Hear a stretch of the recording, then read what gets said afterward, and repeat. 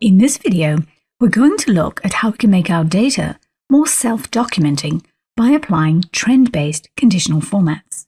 A conditional format is where Excel will make a cell look different based on some criteria. With the trend-based conditional formats, it compares a data set against itself and basically ranks all the values in that data and applies formatting accordingly.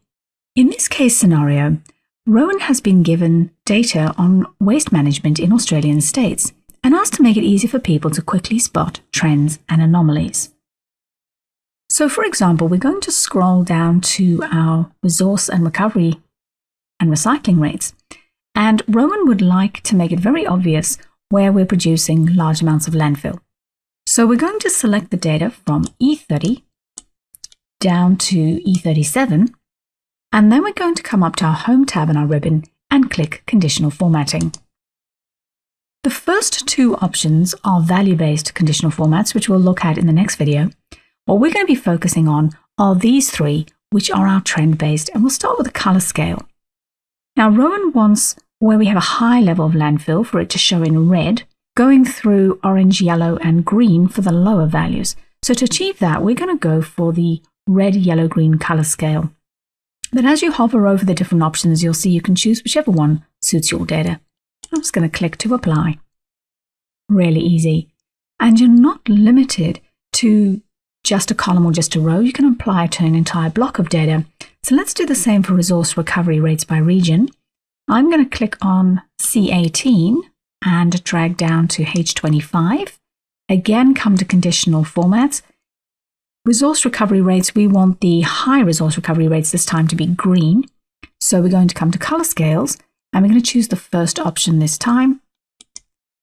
And there's our data nicely formatted. The potential downsides with the color scales is they are quite busy. And if you don't provide a key, it might not be totally intuitive. So let's have a look now at how we can remove a conditional format, and then we'll apply one that might be a little better for this data.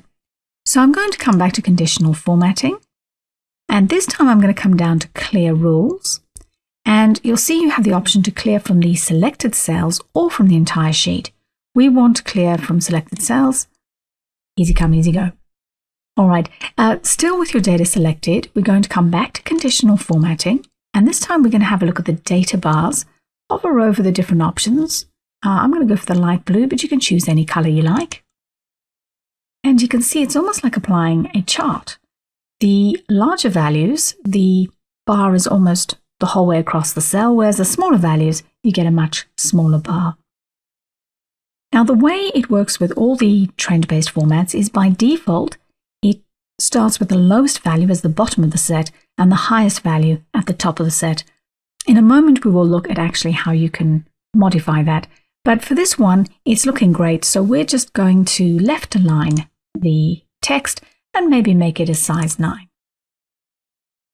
All right, one more example we're going to look at, which is icon sets.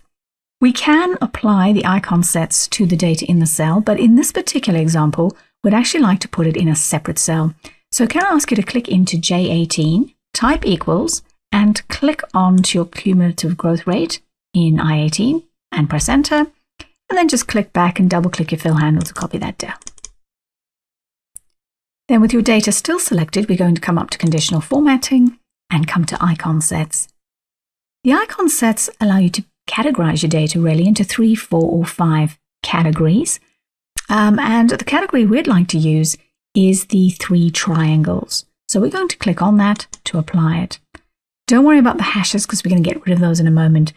But once again, you can see that it's taken the top third, made those green triangles. The middle third has got the yellow lines, and the bottom third, because that value is quite a lot lower than the others, has got the red triangle. But in this case, it's not what we want at all.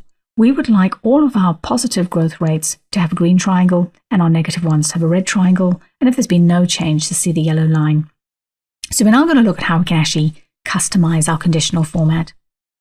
Again, make sure you've got them selected, come back to conditional formatting, and we're now going to choose Manage Rules right at the bottom. By default, you will see the rules applied to the current selection, But if you come up to where it says current selection, you can actually switch to this worksheet and see all the rules in your worksheet. And from here, you can delete rules you don't want or edit rules. We're going to edit the icon set rule. So we're going to click on it and then click Edit Rule. We could switch it out for a completely different trend-based format if we wanted. And you can mix and match the icons, but you have to select from the icons provided. You can also change the boundaries. So you can see at the moment it's making the top 33% green. We actually want all the positive numbers to be green. So we're going to switch percent to number. And then we're going to say greater than 0. So it doesn't include 0. Then the second group, we're going to make that number as well. And we're going to say greater than or equal to 0. Now that seems a bit odd, but the ones that are greater than 0 are already getting a green triangle. So this will only pick up the equal to 0 and everything else will get a red triangle. One more thing, we want to show icons only. So put a tick in that box and we're going to say OK. And at this point, you don't have to press apply unless you want to do something else in this dialog. You can just click OK. And there are icons clearly showing where there's been an increase or a decrease in our cumulative growth rate. So we've looked at 3 types of trend-based conditional formats. In the next video, we're going to have a look at value-based conditional formatting.